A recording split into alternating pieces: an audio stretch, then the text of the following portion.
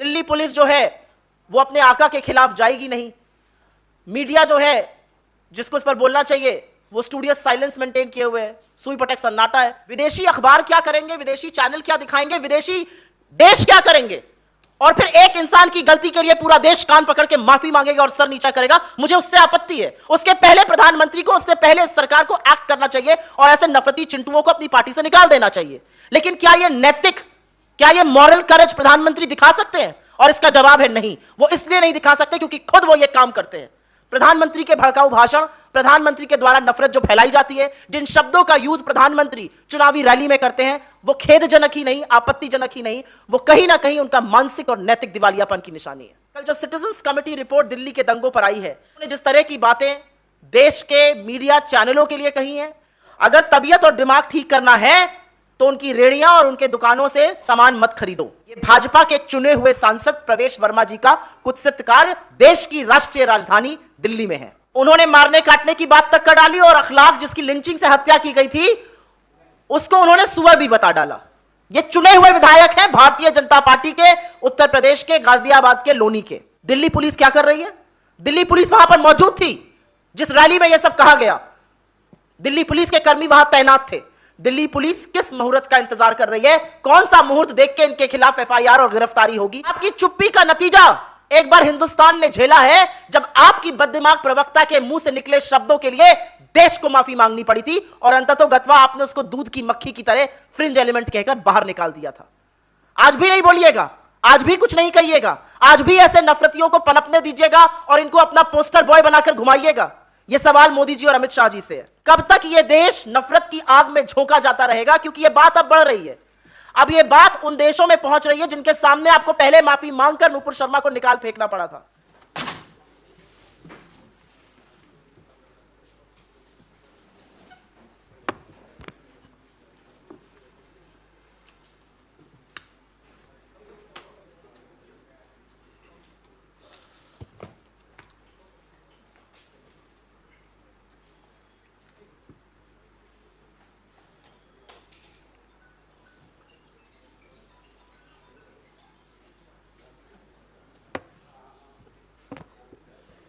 आप सबको हमारा नमस्कार। और एक अत्यंत ज्वलंत मुद्दे पर आपके समक्ष आए हैं और आशा करते हैं कि इसको अहमियत से उठाया जाएगा। 72 घंटे से ज़्यादा हो चुके हैं दिल्ली के दिलशाद गार्डन में एकत्रित लोगों और एक भीड़ के सामने भारतीय जनता पार्टी के चुने हुए सांसद ने, अगर कुछ लोगों की तबीयत और दिमाग सही करना है तो उनका पूर्ण बहिष्कार कर दो, तभी वो ठिकाने पर आएंगे। अगर तबीयत और दिमाग ठीक करना है तो उनकी रेड़ियां और उनके दुकानों से सामान मत खरीदो। ऐसा कहा और उसके बाद उस भीड़ से नारे लगवाए और तालियां पिटवाई। ये भाजपा के चुने हुए सांसद प्रवेश वर्मा जी का कुत्सित कार्य देश की राष्ट्रीय राजधानी दिल्ली में है। एक और भाजपा के शिरोमणि हैं, गाजियाबाद लोनी से विधायक हैं नंदकिशोर गुर्जर। वो तो 2 हाथ आगे निकल गए। उन्होंने मारने काटने की बात तक कर डाली और अखलाक जिसकी लिंचिंग से हत्या की गई थी उसको उन्होंने सुअर भी बता डाला। ये चुने हुए विधायक हैं भारतीय जनता पार्टी के, उत्तर प्रदेश के गाजियाबाद के लोनी के। उस रैली में और भी लोगों ने चुन चुन कर, और ये मेरे शब्द नहीं है, ये उनके शब्द हैं, चुन चुन कर मुसलमानों को मारना है ऐसे शब्दों का प्रयोग किया। चुन चुन कर मारना, पूर्ण बहिष्कार, दिमाग ठीक करना, तबीयत दुरुस्त कर देना, अगर यह हेट स्पीच, नफरती भाषण नहीं है तो नफरती भाषण क्या है? पहला सवाल तो यह बनता है। आज 72 घंटे से ज्यादा हो गए और ये इन लोगों से पहली बार मासूमियत में गलती नहीं हुई है। ये सब रिपीट ऑफेंडर्स हैं।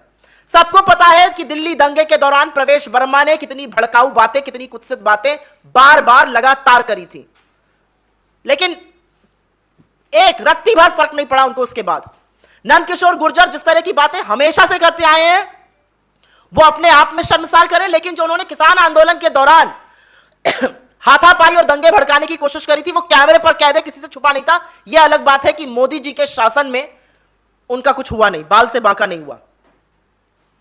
अब कुछ सवाल अपने आप मन में कौंधते हैं कि आखिर ऐसा ये लोग क्यों करते हैं। चुने हुए सांसद, चुने हुए विधायक इस तरह की बातें करने को क्यों मजबूर हैं? वो क्यों ऐसा करते हैं? क्या उनको नहीं पता कि ऐसी बातों से हिंसा भड़कती है, दंगे भड़कते हैं, उन्माद फैलता है, नफरत फैलती है? क्या वो हेट स्पीच नहीं समझते? भली भांति समझते हैं और इसीलिए बोलते हैं।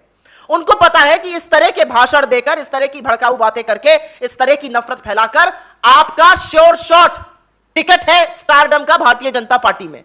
जो जितनी नफरत फैलाएगा, जो कुछ समुदाय को, कुछ संप्रदायों को जितनी ज्यादा गाली देगा, वो उतना आगे जाएगा।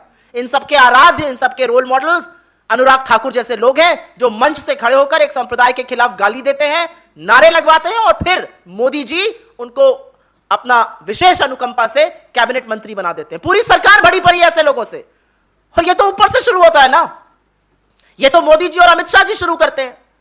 जब कपड़ों से लोगों का पता लगा लिया जाता है, जब विकास की जगह शमशान कब्रिस्तान की बात होती है, जब 80-20 की बात होती है, तो ये तो ऊपर से शुरू होता है। निर्देश ऊपर से आ रहा है, चर्चा और भाषा ये इस्तेमाल करनी है।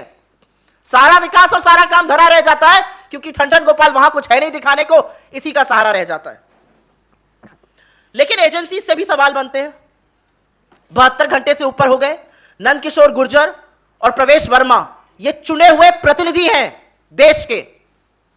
दिल्ली पुलिस क्या कर रही है? दिल्ली पुलिस वहां पर मौजूद थी जिस रैली में यह सब कहा गया। दिल्ली पुलिस के कर्मी वहां तैनात थे। दिल्ली पुलिस किस मुहूर्त का इंतजार कर रही है? कौन सा मुहूर्त देख के इनके खिलाफ एफआईआर और गिरफ्तारी होगी? यह पहली चीज है। दूसरी चीज, मुझे थोड़ी सी शिकायत मीडिया से भी है और होनी लाजमी भी है। जो नोएडा के कमांडो वॉरियर एंकरगण हैं, जो चरण चुंबक हैं, जो इस देश में अशांति होने पर स्टूडियो में दंगा मचा देते हैं, वो चुप क्यों बैठे हैं? एक चुना हुआ एमपी और एमएलए चुन चुन कर लोगों को मारने की और पूर्ण बहिष्कार की बात कर रहा है। क्यों इतना सुई पटक सन्नाटा है इन चरण चुंबकों की महफिल में?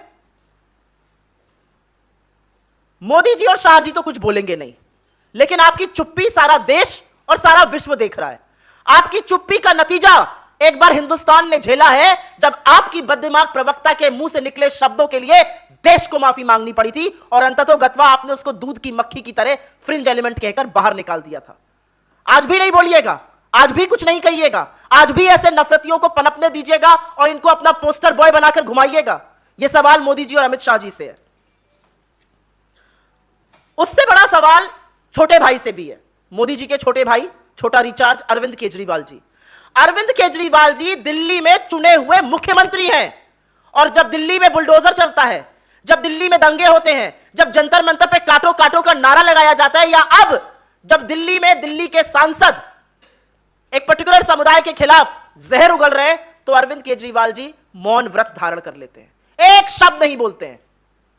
और इसीलिए हम कहते हैं कि यह संघ का, मोदी जी का छोटा रिचार्ज है। और अगर नहीं है तो दिखाइए बाहर और हिम्मत करिए और साहस करिए। आप दिल्ली के चुने हुए मुख्यमंत्री हैं, यहां पर कोई दंगे भड़काने का, नफरत फैलाने का काम कर रहा है। कैसे नींद आती है रात को आपको बिना कुछ बोले हुए? आप क्या कहिएगा? मेरे अधीन तो दिल्ली पुलिस है नहीं।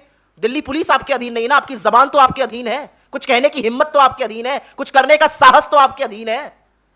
और अंततोगत्वा मैं कोर्ट्स का हवाला जरूर देना चाहूंगी, क्योंकि कल और क्योंकि कोर्ट्स ने एक ऑब्जर्वेशन दिया था कि अगर हंसकर कही जाए नफरती बात तो वो हेट स्पीच नहीं होती है। शायद उसी का हवाला दिया जा रहा है, मुझे नहीं पता। लेकिन कल सुप्रीम कोर्ट के chief justice of India Shri U U Lalit ji ने एक बयान दिया था और उसमें उन्होंने कहा था, to win the majority Hindu votes, to grab power at all post, to commit genocide and to make India Hindu Rashtra before 2024 elections. यह एलिगेशन था और उन्होंने हेट स्पीच के खिलाफ ऑब्जर्वेशन दिया है। इसलिए कोर्ट ही संज्ञान ले ले। सरकार कुंभकर्ण की नींद सो रही है। दिल्ली पुलिस जो है वो अपने आका के खिलाफ जाएगी नहीं। मीडिया जो है जिसको इस पर बोलना चाहिए वो स्टूडियस साइलेंस मेंटेन किए हुए है, सुई पटक सन। तो कोर्ट को ही संज्ञान लेना चाहिए। और अपनी बात खत्म करने से पहले मैं कल जो सिटीजन्स कमेटी रिपोर्ट दिल्ली के दंगों पर आई है, जिसके members justice Lokur, justice Shah, justice Sodhi, justice Anjana Prakash और former home secretary Shri G K Pillai जी हैं, उन्होंने जिस तरह की बातें देश के मीडिया चैनलों के लिए कही हैं, जिस तरह की बातें उन्होंने कही हैं दिल्ली दंगों में, कैसे जो वाकई में अपराधी थे वो बिल्कुल मुक्त आजाद घूमते रहे, उनके खिलाफ कुछ नहीं हुआ, ये अपने आप में आईना दिखाता है सरकार को। और ये आईना दिखाना चाहिए एजेंसीज को, पुलिस और न्यायालय दोनों को। हमारी 5 ही मांगे हैं और वो मांगे बहुत प्रबल हैं।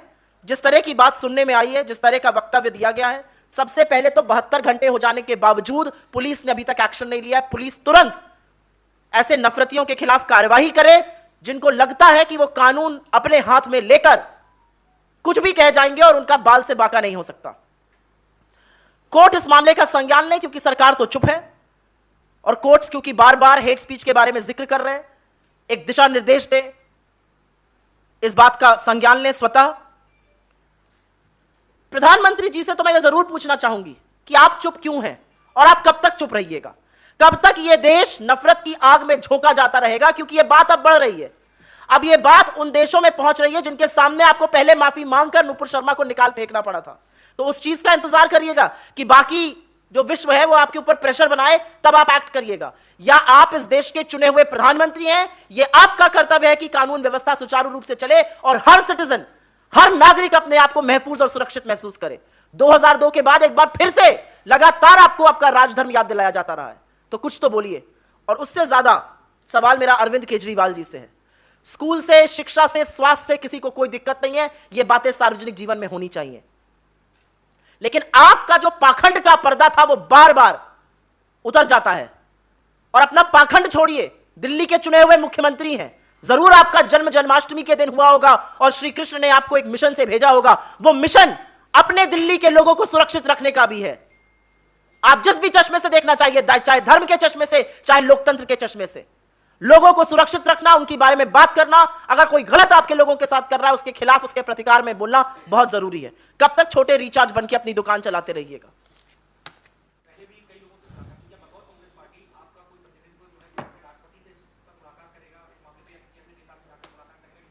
ये जो आपका सवाल है ये पहले भी पूछा जाता रहा है और इसका मेरे पास एक जवाब है।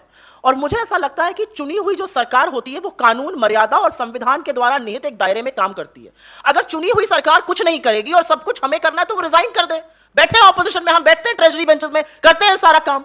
और आपने जिन अखबारों का हवाला दिया, विदेशी अखबार क्या करेंगे, विदेशी चैनल क्या दिखाएंगे, विदेशी देश क्या करेंगे, और फिर एक इंसान की गलती के लिए पूरा देश कान पकड़ के माफी मांगेगा और सर नीचा करेगा, मुझे उससे आपत्ति है। उसके पहले प्रधानमंत्री को, उससे पहले सरकार को एक्ट करना चाहिए और ऐसे नफरती चिंटुओं को अपनी पार्टी से निकाल देना चाहिए।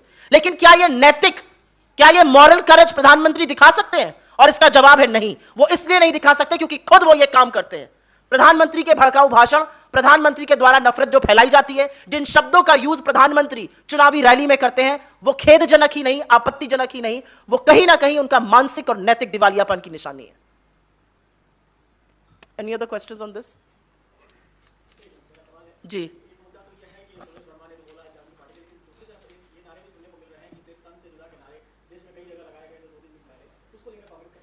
मेरे नेता ने इस बात को पूरी तरह से स्पष्ट किया है। मुझे लगता है राहुल गांधी जी से ज्यादा स्पष्ट वक्तव्य इस पूरे मसले पर किसी ने दिया ही नहीं है। उन्होंने कहा है हिंसा कोई भी करे, नफरत किसी भी क्वार्टर, किसी भी संप्रदाय से आए, हम उसका विरोध करते हैं। जितना विरोध में प्रवेश वर्मा की स्पीच का करती हूं और कार्रवाई की मांग करती हूं, उसी पुरजोर तरीके से अगर किसी ने नारे लगाए हैं उनके खिलाफ बिल्कुल कार्रवाई होनी चाहिए। मुझे लेश मात्र भी कहने में संकोच नहीं है कि सभ्य समाज में, भारत में, संविधान के तहत चलते इस देश में ना हिंसा की, ना नफरत की कोई जगह है, irrespective of who is doing it. And I don't think anybody has spoken as clearly and as emphatically and as assertively on this as Shri Rahul Gandhi himself.